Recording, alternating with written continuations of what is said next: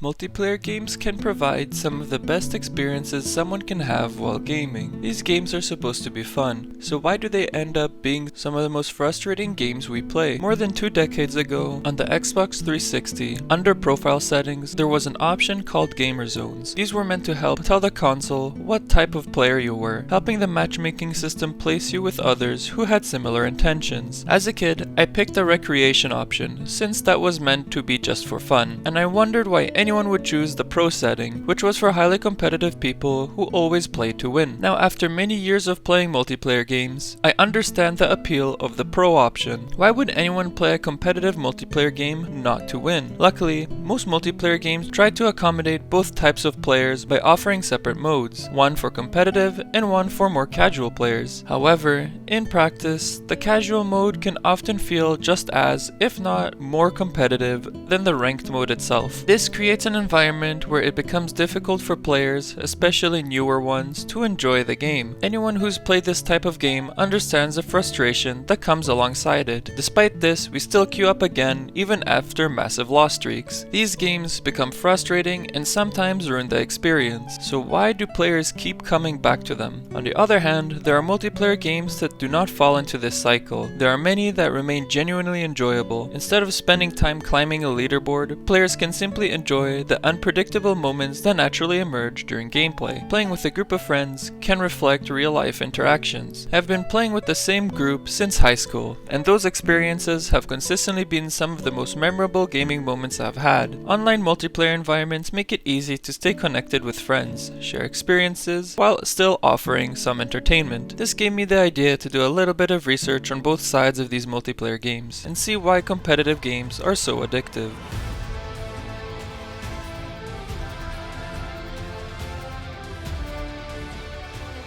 Anyone who's ever played an online competitive multiplayer game understands the structure of them. Queue up, win or lose, and go again. Eventually, players end up at a certain rank, one that is ultimately determined by the game's ranking system. This ranked structure assigns a sense of value to the players based on a set of rules defined by the system. Players can attribute that to personal value. It can both be inside and outside the game, sometimes becoming a part of their identity. Losing doesn't just mean losing a game, it feels like losing progress or status. There's always a goal to strive towards, giving players a sense of progression which can increase their own self-worth. The problem begins when that progression slows down or stops. This makes sense psychologically because people initiate and persist at behaviors to the extent that they believe that behaviors will lead to desired outcomes or goals. After feeling like there is no improvement, players begin to get frustrated. This can happen in any aspect in life when someone is trying to build up a skill, so it is natural to feel frustrated. But competitive multiplayer games have a way of amplifying those emotions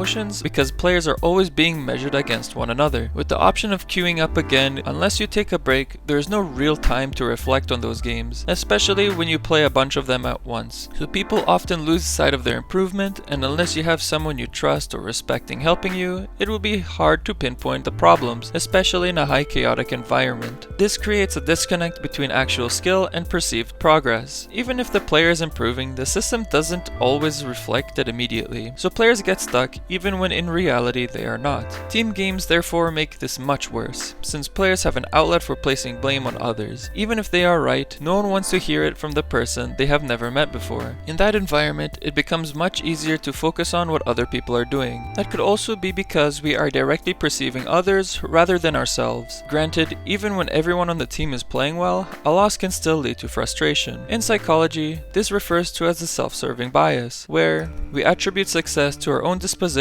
and failure to external forces. And yes, I am guilty of this too from time to time, but I don't verbalize it to random people online. Over time, players get stuck in a cycle. They queue up with the intention of winning or recovering lost points and are placed in a system that keeps them in a loop and around the same rank. This loop is built on progression, uncertainty, and emotional pressure. Even when the experience becomes frustrating, the desire to fix a loss or reach the next rank trumps everything and makes people want to come back. Prospect theory explains this. Individuals are risk averse with respect to gains and risk acceptant with respect to losses. losses. In other words, losing pushes players to take more risks, like queuing up again and trying to recover the lost points. You don't just want to win, you feel like you need to undo those losses. This can be a dangerous loop to be stuck in. On the flip side, there's also a non-competitive mode, which is meant to offer a more relaxed alternative for those who simply want to enjoy the game or try out a new character. But in reality, they often become a mix of casual and competitive players. This creates a space where neither group is getting the experience they want. It is not uncommon to see people flaming others for mistakes or doing things they don't seem correct.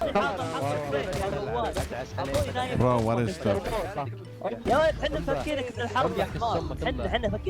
It seems that subconsciously, competitive players bring their mindset along with them even when the stakes are not there. This rubs off on those who exclusively play this format, making them and the game more competitive. These multiplayer games are built around systems that want to keep as many players engaged as possible. Rank progression, the high you get from winning or making a good play, and the reverse for losing, the constant updates that make the game feel fresh again, all for the same purposes, more profits, that allow the game to keep running. A similar structure could be seen in gacha games. Even though they are generally fundamentally different in terms of gameplay loops, instead of players chasing ranks, they farm for rewards for a chance to play in a character they want. It is more predatory because it focuses on a player's attachment to a character rather than the actual gameplay. But in both cases, the game relies on something called a variable reward system, or the variable ratio. Skinner explains this well in his books. By arranging conditions in ways specified by the laws of the system, we not only predict, we control. We cause an event to occur or to assume certain characteristics. In addition, he found that a carefully arranged schedule of variable ratio reinforcements will lead to high probability of responding. He supports this by talking about his 5,000 responses, which I won't get into. Applying this to video games, rewards such as high rank or characters are acquired as unpredictable intervals after performing some action. This tricks the brain into continuing the action even when motivation is low. It is effective at maintaining that loop, or player engagement. But not all games apply these systems in the same way. Some take a more balanced approach, incorporating both single player and multiplayer elements. This somewhat depends on the nature of the game and its core gameplay loop. Games like Osu or the Call of Duty series fit in this category. The last Call of Duty game I played was Black Ops 2, so my thoughts on this are outdated. I hear that the series is a lot more competitive than what it used to be, but it's still a good example of how these systems are structured. The main appeal of Call of Duty games is the multiplayer side, not the campaign. In Black Ops 2, there was also a competitive mode called League Play, but most people would not touch that mode. The casual multiplayer experience offered quick matches that feel less demanding. That said, as with many online games, that casual mode would sometimes become competitive depending on the players in the lobby. The single player aspect seemed to have less work put into it, but it was still included in the game, and a lot of the time, it was still enjoyable. On the other hand, Osu offers a very different experience because it is a rhythm game. Improvement comes naturally through repetition and practice without being conscious of it. While there is a competitive leaderboard, most players are simply trying to improve so they can play their favorite songs more comfortably. What's different is that in games like Osu, the frustration is directed inwards rather than outwards. When you miss a slider near the end of a really long map, or even not being able to pass the map at all, there is no one to blame but yourself, and mouse drift of course. Because of this, the community tends to feel much more positive and not toxic compared to other multiplayer games. The same thing could be said about StarCraft or any RTS games that do not revolve heavily around RNG. This creates an environment where both casual and competitive players can enjoy the game. What this shows is that not all multiplayer games have frustration creating loops, and those that often leave the biggest impact on players are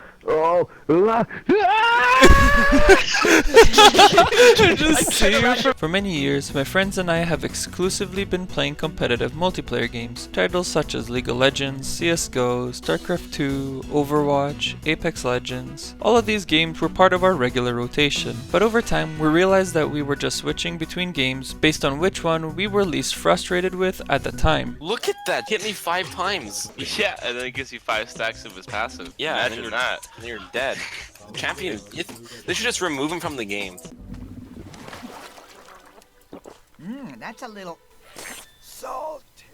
This wasn't a sustainable or enjoyable way to spend our time online, so we ended up branching out. In 2009, we bought Stick Fight the game, and only a few months later, Stardew Valley and Speedrunners. These games didn't replace our competitive games entirely, but they changed how we approached gaming together. Instead of staying locked into competitive matches, we now had an environment that felt more relaxed and a lot less frustrating. This lines up with research where social contexts and individual differences that support satisfaction of the basic needs facilitate natural growth processes, including intrinsically motivated behavior and integration of extrinsic motivations. We were able to enjoy each other's company without the extra tilt that came from competitive games. The focus for us transitioned from performance to experience. Instead of trying to win, we were trying to have fun. Needless to say, we wanted more of this. We continued this trend and started finding games that we could generally spend dozens of hours in. Aside from more well-known titles such as Terraria or Among Us, we got really invested in Barotrauma and For the King. As with any game, there is still some amount of tilt, but the difference is that it is part of the experience, rather than something that takes away from the game. For example, the random luck that you have with skill rolls in For the King, or when your captain in Barotrauma goes to do the laundry in the middle of a fight. These moments create enjoyable chaos, and as soon as they are over, things immediately shift back to joking around and reacting to whatever random or chaotic situation just happened. When I look back, these are memories I think about the most, and I don't regret the time I spent playing those games. I highly recommend both of them to anyone looking for something to try with a group of friends. Another game that a group can spend hours playing is Lethal Company. It's safe to assume that most people have probably played or at least heard of this game, but I noticed that this game, alongside with Barotrauma, creates an environment in which a player's real-life personality are reflected in the game. This creates a situation where every run feels unique and enjoyable, even when the gameplay loop is the same. This is because the in-game characters don't have personalities or dialogue. Other than a few emotes, they are relatively blank, which means they don't really draw much attention from the players. The focus shifts to the gameplay and to the people you are with. Players can project themselves into those characters, not necessarily in a role-playing sense, but in a way that makes it feel like you're actually present in the game. For example, in my group, one of my friends who named himself Sleepy Joe often takes the role of a captain. He's not exactly the most competent captain, but he brings us together, and you can never predict the things he will do, to the point where these moments become some of the most genuinely enjoyable moments I've had in gaming.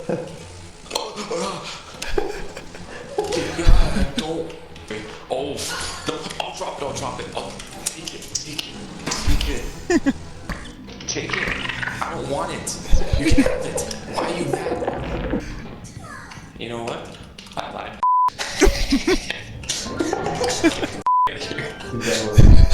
This resembles his personality in real life, and the same can be said about the rest of the people in the group. This is interesting. You can connect it back to something I talked about in my previous video about character engagement. The short version of that is that players tend to become invested in characters when they identify with them and place themselves in the world. But in this case, the reverse is happening. The lack of a strongly defined character and immersion creates an opportunity for players to bring their own personalities into the game environment. In a way, the immersion is still happening, but it is different, occurring through the player's efforts rather than the character. This can be done through these types of multiplayer games, where players can engage with each other in a way that is similar to real-life social gatherings. The game space simply allows for those interactions to occur in an environment that is outside of reality. Baldur's Gate 3 does this in a different way, since it's heavily inspired by Dungeons & Dragons, which is a game built around player choice and freedom. It creates an environment where players can express themselves through their characters. Even if you don't exactly roleplay, the game takes your choices and places them into the game. There are so many options and different ways an interaction can play out. It's through these interactions that allow the player to take on different identities or in ways that express themselves. The character becomes a vessel for the player rather than having a defined personality. This makes it an ideal game for players to enjoy themselves creatively, assuming they also like the gameplay loop. But this point applies to any game. Stepping away from characters, there's also games that are simply enjoyable to play with other people. Helldivers 2 is a great example of this. It places players into a highly intense environment where there are oftentimes no time to relax. The gameplay is fast and chaotic, but that's exactly what makes it so fun, especially when you're you're with other people. There's just something about doing an objective and suddenly having 70 drops of enemies right on top of you, or getting launched out of a car. Every once in a while, I come back to this game and get reminded of just how much fun it is. Granted, you can enjoy this game playing solo, but what makes it even greater are the interactions you get with your fellow helldivers while getting blasted by 7 groups of gunships or getting run down by a horde of squids. This might seem obvious, but a lot of games are like helldivers too. If someone simply enjoys the core gameplay loop, they can easily spend hours playing the game. Sometimes it really is that simple. Oh, someone's in my trap. Anna's one. Oh, I got one. I saw that from my my kill God. cam. For me, games such as Peak, Are We There Yet, Slay the Spire 2, Split Fiction, and Terraria all fall into this category. These are just the games that I'm currently rotating through. Terraria is an example of how a game can balance progression perfectly. There are times when you're gearing to take on the next boss and progress, but in between, you're able to take your time, mine resources, build, explore new areas, or set up farms, all of which are viable ways to play the game. This creates a loop where you go from feeling overpowered only to slightly progress just to feel completely worthless again. Slay the Spire is a roguelite game. Because of this, every run is different. One run you draft the best deck in history, with perfect synergy, perfect combos, and plenty of block, while the next run is horrible, losing to the first elite you fight. Split Fiction on the other hand is probably the best co-op game I have played. One moment you're fighting enemies together, the next you're laughing for failing the same section multiple times. In all these cases, progression is not tied to a rank, but moving closer to the end of the game, so progression doesn't feel like a chore, but it simply becomes the way that developers guide players through their ideas, characters, and stories. There are many games like this, and they'll differ for everyone, but in the end, they are just the environments that help us create these experiences. The people you share these moments with are those who make the experience meaningful, and that is the appeal of non-competitive multiplayer games. I remember the first video games I was exposed to as a kid. I would sit there, watching someone else play these games, until over time, I got interested in giving them a shot. I think that's how it starts for most people, whether by watching someone else or having a friend recommend you a game they like. It goes to show that many things in the world are best experienced with other people, those shared moments that you can look back on and reminisce many years later. The best multiplayer games aren't the ones that have you go chasing some rank. They are those that give players a space for enjoyable social interaction. When you think about favorite game tier lists, very few of them actually put competitive multiplayer titles high up on the rankings. Granted, tier lists are not the best way to categorize things, but the point is that people still gravitate towards competitive multiplayer games even when they don't really enjoy them. There's a clear difference in how we feel after a session with a game that is built for simple enjoyment rather than player retention. Sometimes even games that were originally designed to be casual naturally become competitive over time. That's just how many players choose to experience these titles in modern times. I'm not saying that it's a bad thing, but sometimes it makes us lose sight of why we play video games in the first place. At the end of the day, we're all just trying to have fun playing video games, and multiplayer games are the best avenue to do that with friends. Personally, messing around in games that allow you to not take things seriously and get those memorable interactions that reflect who you are in real life are the multiplayer games I enjoy the most. The ship's gonna fly away. Yeah, I don't think he knows. Oh no!